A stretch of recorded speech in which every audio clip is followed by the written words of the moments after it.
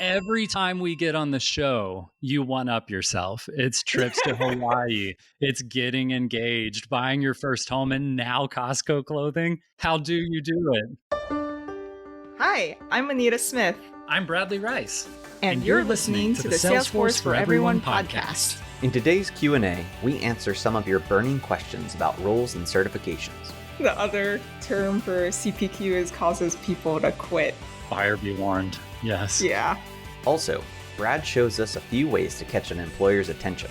People who are bored because they're in their fourth interview of the day, and then suddenly their ears perk up and they're like, did they just say Avengers? Hey, everybody. Welcome back to the Salesforce for Everyone podcast. In today's episode, we are going to be answering questions from you guys. So we just wrapped up the series on Salesforce job roles. And so what we've done is we've gone out to the community and we've collected your questions regarding Salesforce job roles and a variety of different, things you guys are wondering about that maybe we didn't cover quite well enough when we recorded the series. So we're going to knock those questions out now. And as always, to help me do that, we have Anita Smith. How's it going, Anita? Hey, going pretty well. I guess completed a major life milestone recently. I purchased my first piece of clothing from Costco.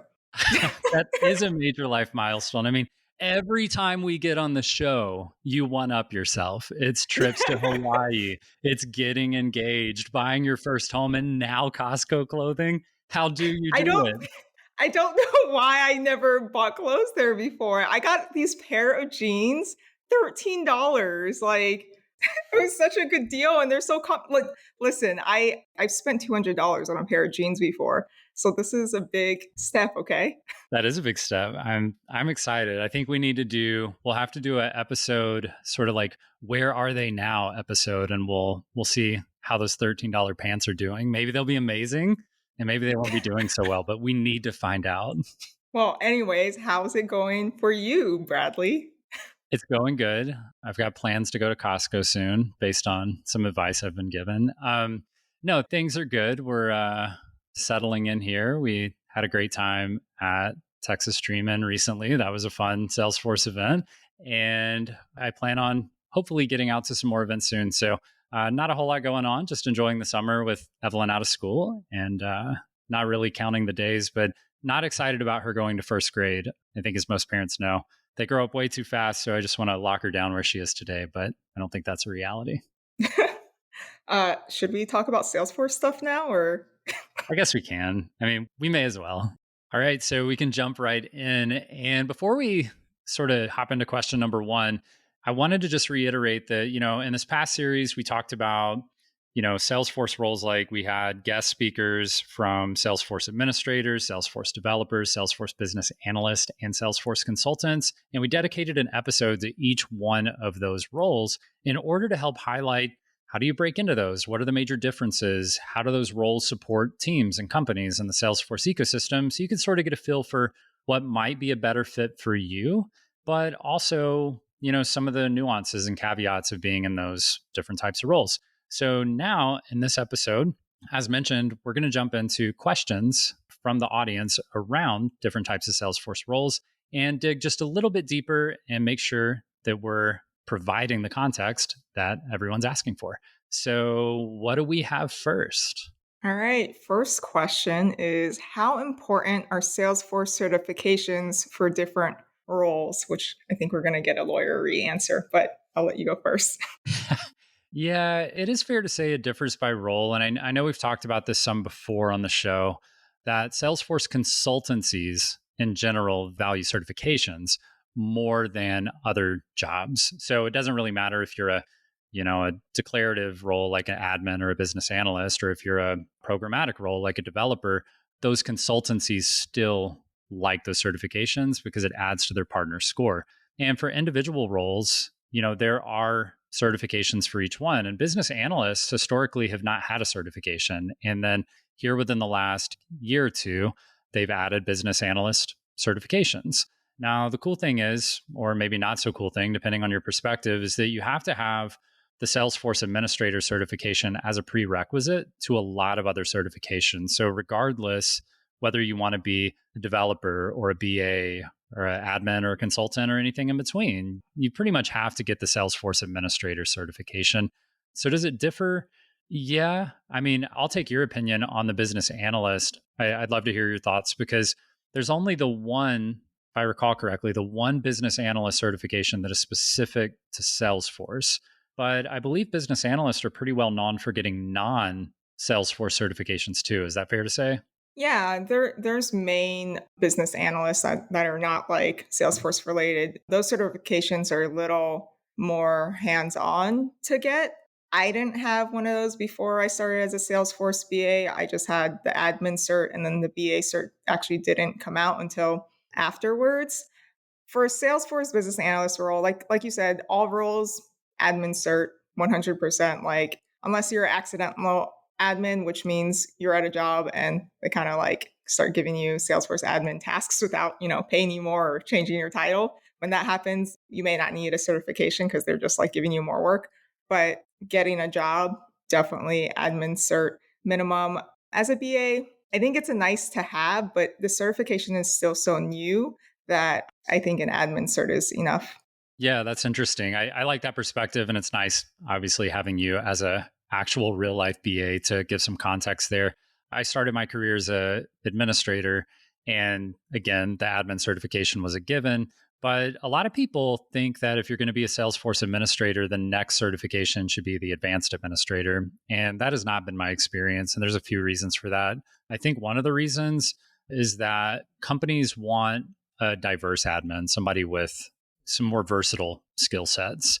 And they don't necessarily want to see that you're just a hardcore administrator. Like, I want to see that you're a great admin, plus maybe have a little bit of developer chops. So maybe you go for platform app builder, or you've got a little bit of BA chops. So you go for the business analyst certification. So I've noticed that with the roles like administrator specifically, they like to see versatility versus dedication to that one specific administrator role. And the other thing is, the Salesforce administrator certification doesn't score as well for the partner score for the consultancies. So consultancies don't really care too much about it from a partner score perspective. They'd rather see a niche cert like Sales Cloud or Service Cloud or something that applies to whatever they specialize in. So I think all in all for this question, certifications do matter a lot in the Salesforce ecosystem for each role. But it's not as simple as just saying, I'm an admin, so get admin, advanced admin, or I'm a business analyst, so just get business analyst, or I'm a developer. So they've got like, 5 certifications you could go get for developers. But it's more so, and we've covered this in the past, it's more so getting certifications that align with your interest and align with the skills that you're actually using on the job to prove you've tangibly somewhat conquered that knowledge. I agree. I mean, it just sometimes it depends. Some companies care about it more than others, but yeah, just gotta see where you're at. And I mean, if you're looking to jump, then yeah, it matters. Would you say it helps you too? Like, I saw a question yesterday actually where someone asked, they said, I've already got 2 years of Salesforce experience, but I'm not certified and I'm looking to change jobs. Should I get a certification? But I've already got experience. So do I really need it? I guess what would you say to a question like that? Oh, yeah. I mean, that's a great question. I feel like the admin cert is kind of like the bachelor's degree. It's just like a minimum requirement now. Like some companies, oh, you have to have a bachelor's degree. A lot of companies in Salesforce world, we don't require college degrees, but at least the Salesforce admin cert. And if you have 2 years of experience, you might as well like try for it because you could probably pass with that experience and you probably will get more money with that certification. Yeah, I would agree. That's my thing. I think from a psychological side, it's like you might feel more imposter syndrome if you're not certified. Like you're going into these interviews feeling like there's a chip on your shoulder or something like that.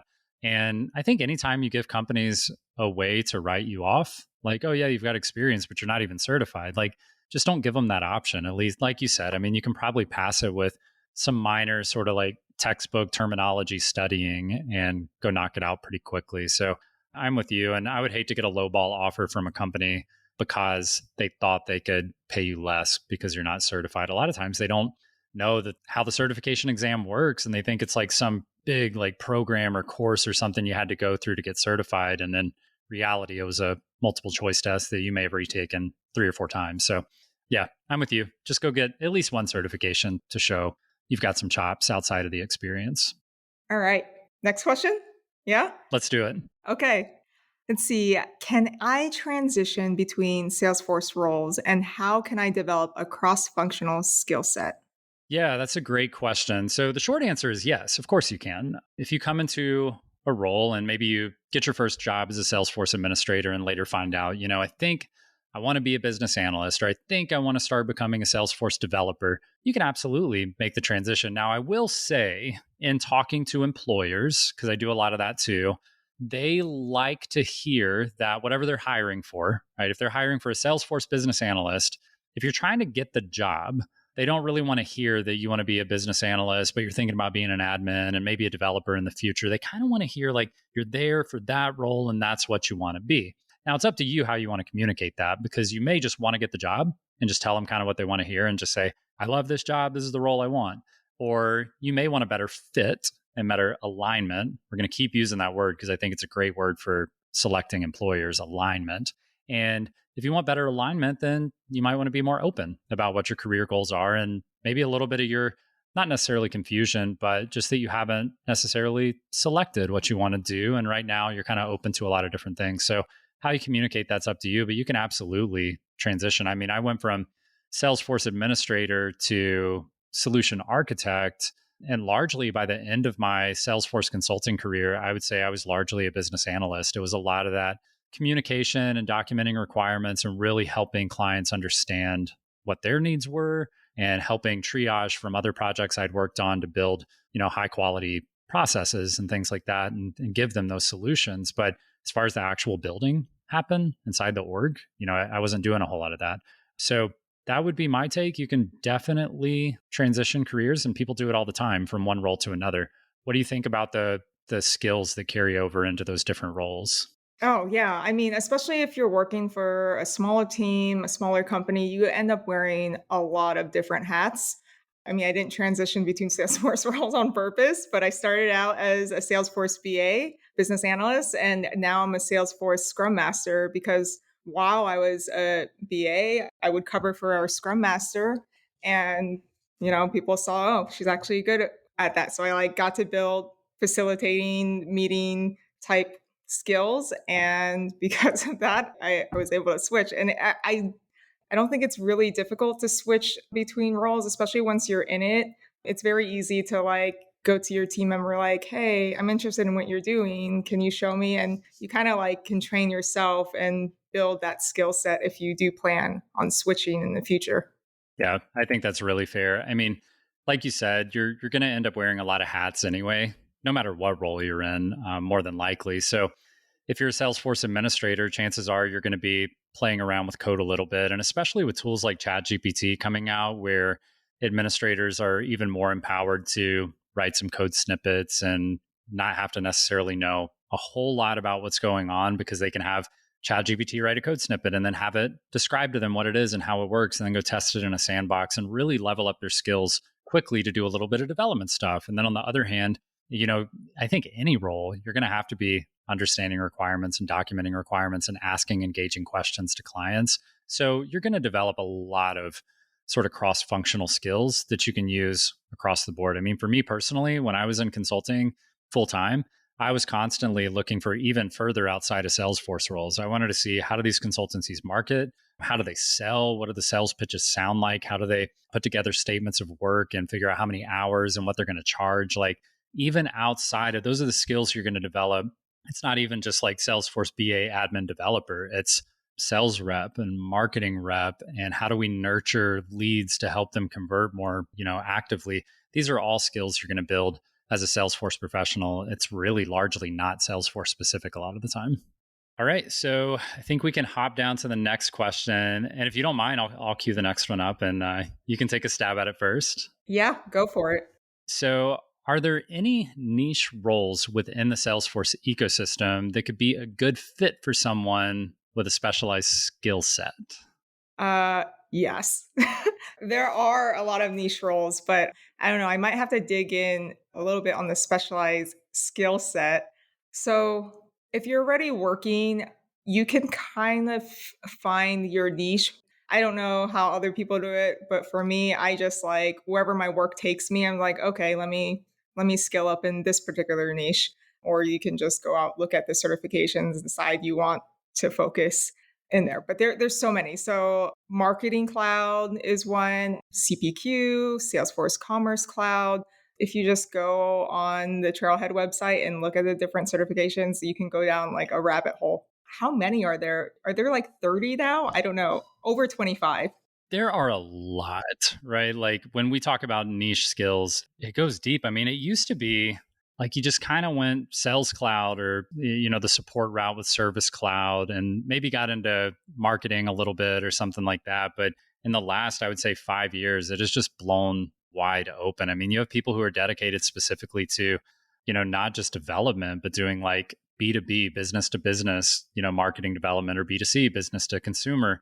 And then there's so many variations now that, to your point, that's the advice I usually give is let your job take you where it takes you into that specialty, unless you're just, dead set. I've seen some people come from the nonprofit space and then they want to specialize in nonprofit. And there are companies that dedicate specifically to helping nonprofit clients or educators, their education cloud. If you come from healthcare, there's the health cloud. So there are some people who come from a certain background and they're like, you know what? I think this specialty might appeal to me a little bit more. But my typical advice is like, let your specialty come to you a little bit, unless you're just really focused in on doing one thing. That's what I did. And I've seen a lot of other people do that, where instead of walking into a role and being so selective, like, oh, I only want to do this. Like, I want to be a Salesforce administrator, but only at a consultancy who focuses on nonprofit. And you're just really going to limit your opportunities. And in actuality, for me, it was like I came in thinking, okay, I'm a Salesforce admin just generally, and I'm open-minded to whatever comes my way. And initially, I was going really deep into sales and service cloud because that's what my clients used. But then suddenly, I had a lot of clients using Marketing Cloud or Pardot. And these are these marketing automation platforms that are owned by Salesforce. And I really enjoyed it. And it turned out there weren't a lot of people doing it. So I got put on more and more projects to do Marketing Cloud and Pardot. And it suddenly became my specialty. And it wasn't because I was walking in going, I want to do marketing. It was because that was the demand of the ecosystem. And that was what I looked at. I saw, man, this is my fast track to be specialized in something, be the go-to on a topic. It's going to give me pay raises and more job opportunities. And I just went in that direction. And I think for most people, if you just like take it easy when you're first getting into the ecosystem and just be generally something, a BA or an admin or a developer, and then instead of focusing so much on that next certification and getting specialized, let it come to you through that first role. So that would be my advice. Yeah. I mean, also, I just remembered to add another layer. If you work for a partner consultancy, they also have accredited professional credentials or the certs. I can't remember what they're called. And then there's a whole list to go from there. So rather than going through the list and trying to focus, I 100% agree with Bradley. Like, just do your job and you get put on different projects and you have different experiences and you figure out what you want to focus on from there. Yeah, I'll add on too that, I think people come in. I saw a question in the Salesforce for Everyone Facebook group. Somebody said, I got my admin certification and everybody seems to be getting platform app builder next, but I want to differentiate myself. That's that's cool. That's a good idea. You should always differentiate yourself. And they were saying, well, I'm thinking about going for the CPQ certification. And that means configure, price, quote, but it's a very specialized certification path. And while you can go get it, there are no other prerequisites that you need to get, you can go after it.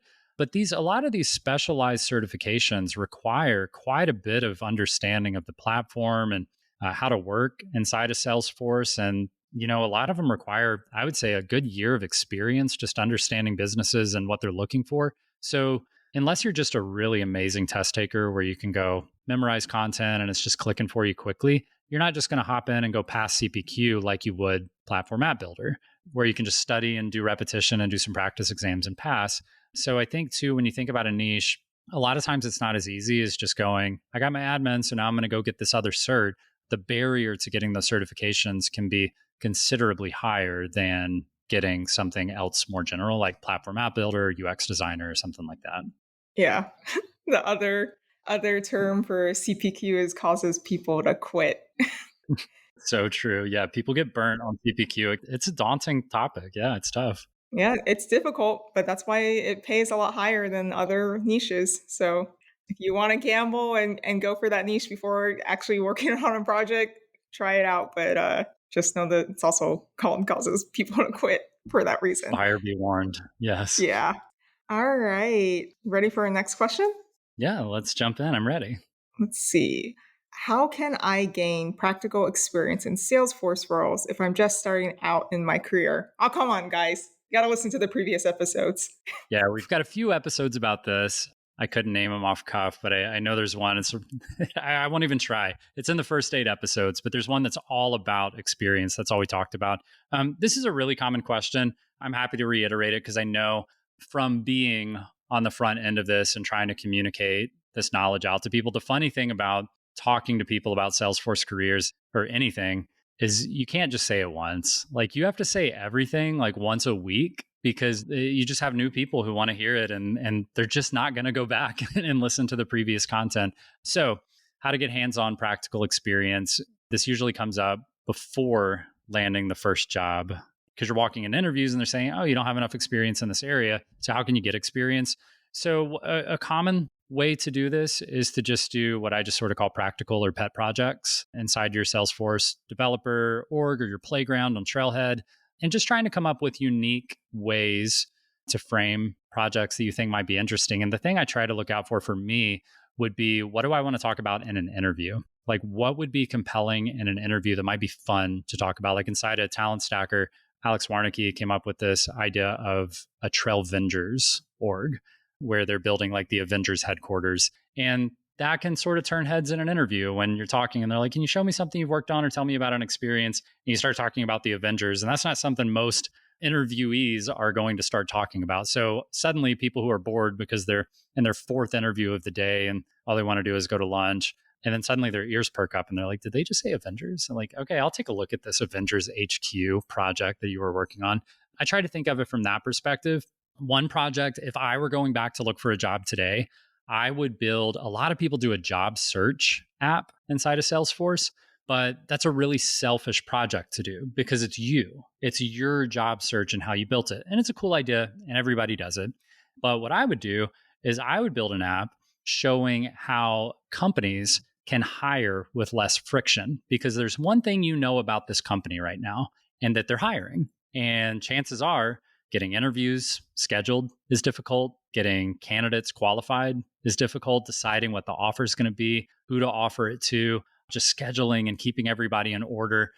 Your feedback about the interview and how it went and what you think about them, documentation, their resumes, their portfolios, their LinkedIn profiles. I would build an app that made it really easy to take a list of 20 candidates and score them and streamline them and get their interviews auto scheduled and things like that. As the employer, that's going to make my ears perk up. When you go, actually, I built a Salesforce app that allows companies to streamline the interview and hiring process 10x as fast as they can today.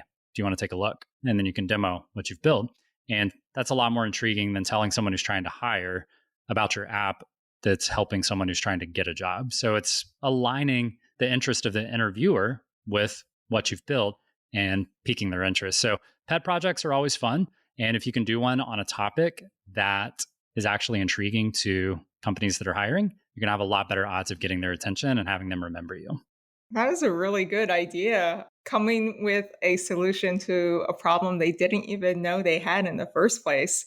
Yeah, I like that a lot. So while you're talking, I looked up the episode for anyone who wants to go back and listen to that episode. It is episode 5, named Getting Hands-On Experience, the Good, the Bad, the Ugly. And we covered a little bit of what's covered in there, but it's a really good episode to listen to.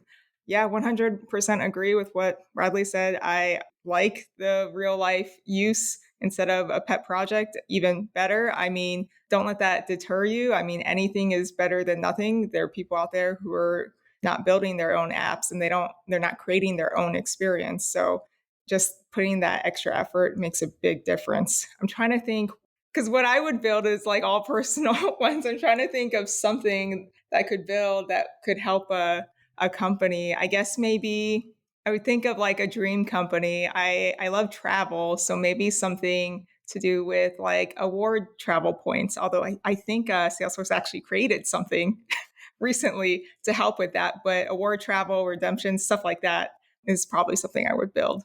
Or just do something really selfish for the ecosystem and like how to help all of your on-site employees go remote immediately and still maintain company culture.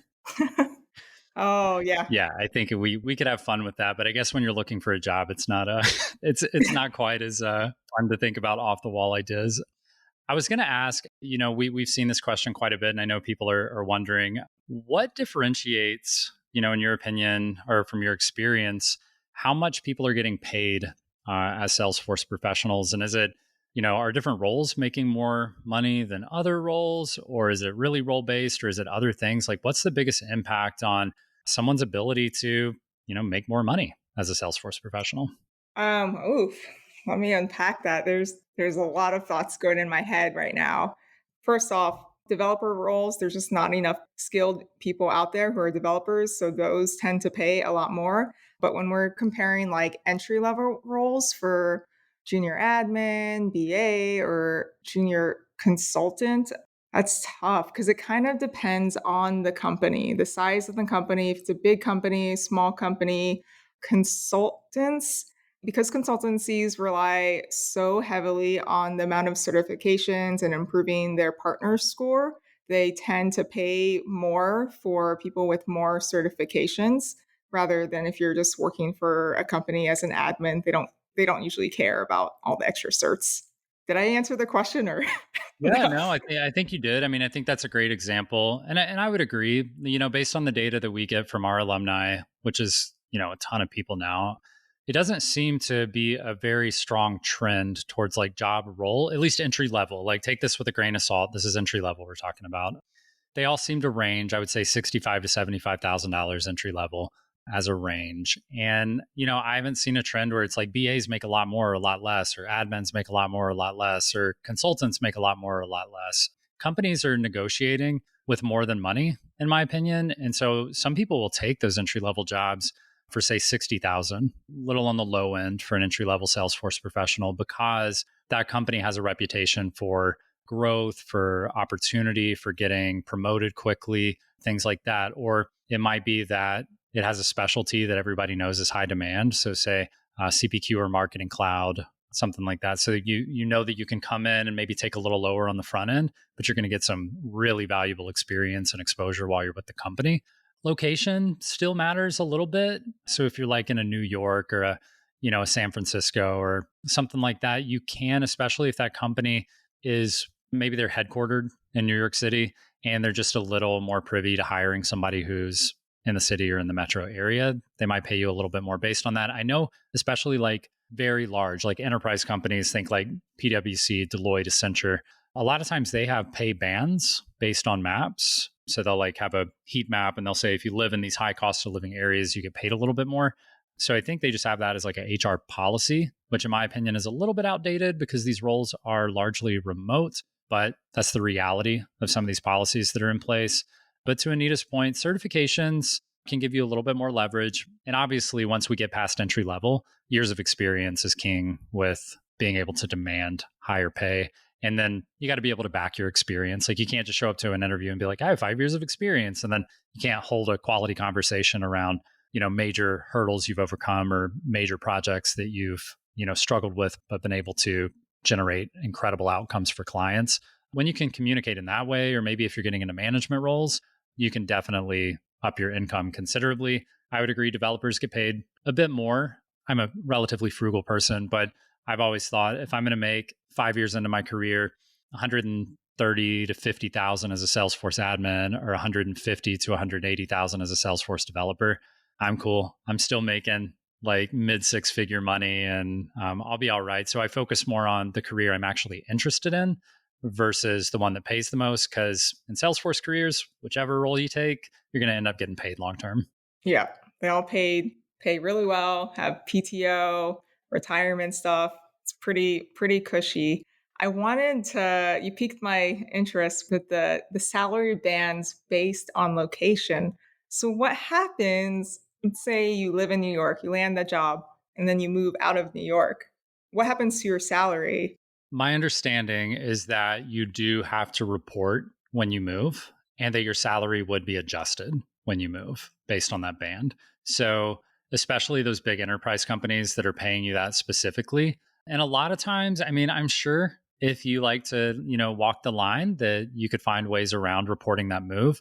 At the end of the day, they're probably, from an HR perspective, relying on where they're going to send that W 2 for your tax information and your tax filing at the end of the year. But reality is, you could have a PO box set up wherever you want to have a PO box set up. So we won't talk about the ethical or moral side of it. I'm sure you can get around it, but from a process perspective, they would want to know that you moved and it would impact your pay. That's fair. Good to know. All right. So that wraps it up for questions today. If any of those answers convinced you to get a career in the Salesforce ecosystem, head over to talentstacker.com/start, sign up for the free 5-day challenge. And if you're getting, good vibes and you're enjoying the podcast, please, whatever subscribe you're listening on, just podcast now with a 5-star rating. We'd really appreciate it. Bye. Thank you for joining us today. To get started for free on your own Salesforce career, go to talentstacker.com/start or check the show notes. There you'll find all the resources you need to start earning $60,000 to $80,000 in as little as 8 months, no matter your education or career background. The Salesforce for Everyone podcast was produced by Edmund T. and engineered by Andrew Mendonza. If you like what we do at this scrappy can-do podcast, please help others find us by leaving a 5-star rating and a great review on whichever platform you're listening to us right now. See you next time.